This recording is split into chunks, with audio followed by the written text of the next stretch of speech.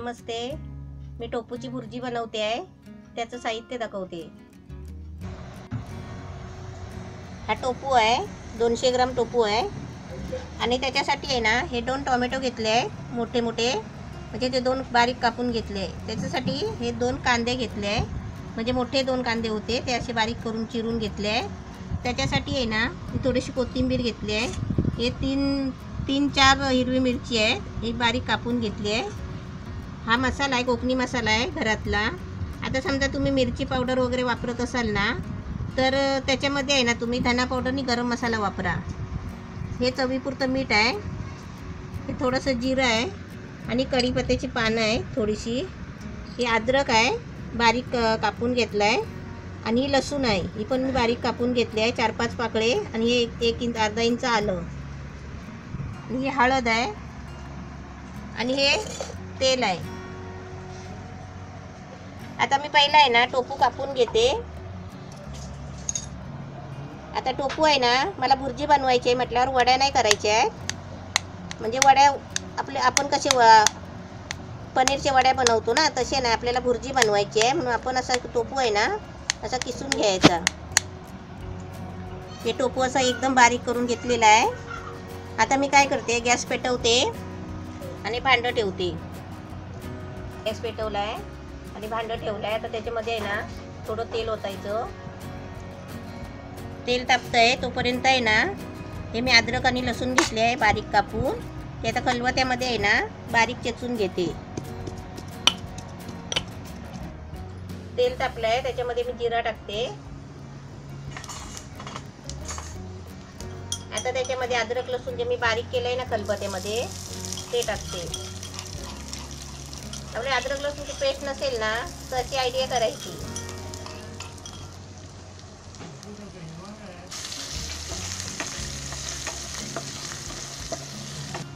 आता त्याच्यामध्ये हिरवी मिरची टाकते.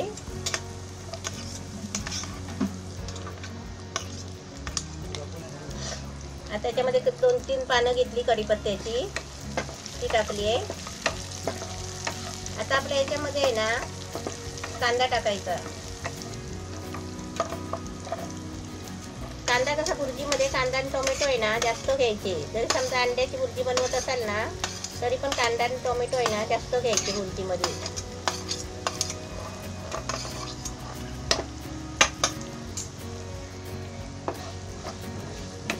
आता याला चांगलं आहे ना भाजून घेते आणि नंतर टोमॅटो टाकते. आता याच्यामध्ये मी टोमॅटो टाकते. कांदा आणि टोमॅटो आहे ना चांगला शिजवून घ्यायचा एकदम मस्त, म्हणजे भुर्जी कशी नरम होते. आता मी याच्यावर आहे ना थोडं 2 मिनिटासाठी झाकण ठेवते.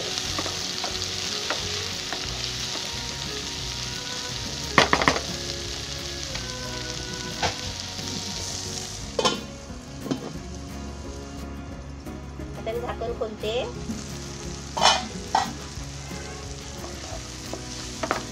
आहे ना मस्त नरम होतो. अजून मला शिजवायचं आहे ते. म्हणजे आता त्याच्यामध्ये आहे ना तर मी मीठ टाकते आणि मिरची मसाला टाकते, हळद टाकते. याचा मसाला टाकायचा, मिरची पावडर. आणि आता माझा घरातला मसाला आहे. तुम्ही आहे ना धना पावडर आणि गरम मसाला टाकायचा. मीठ चवीपुरतं टाकायचं. आता तुम्हाला मिठाचा अंदाज नसेल ना तर थोडं कमी टाकायचा. आणि झाल्यानंतर आहे ना चाकून बघायचा आणि नंतर त्याच्यानंतर मीठ टाकायचं. असं करायचं, टेन्शन नाही घ्यायचं आणि घाबरायचं पण नाही करताना. आता मी याच्यावर आहे ना परत थोडं 2 मिनिटासाठी झाकून ठेवते आणि गॅस बंद करते. आता मी झाकण खोलते. मस्त झाली आहे, एकदम शिजली आहे पण छान. आता त्याच्यामध्ये आहे ना थोडीशी हळद टाकायची, अशी हळद टाकायची थोडी, अशी मिक्स करून घेते. आणि त्याच्यामध्ये आता टोपू टाकते.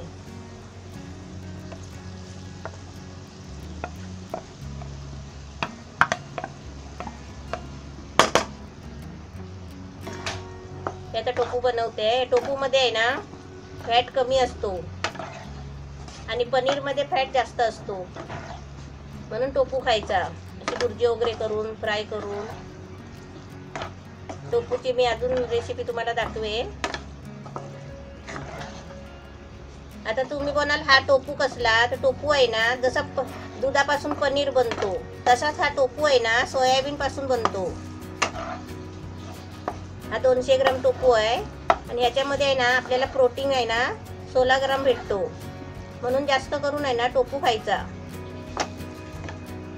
आता आपली मस्त भुर्जी तयार होत आली आहे. आता त्याच्यावरती आहे ना मी कोथिंबीर टाकते.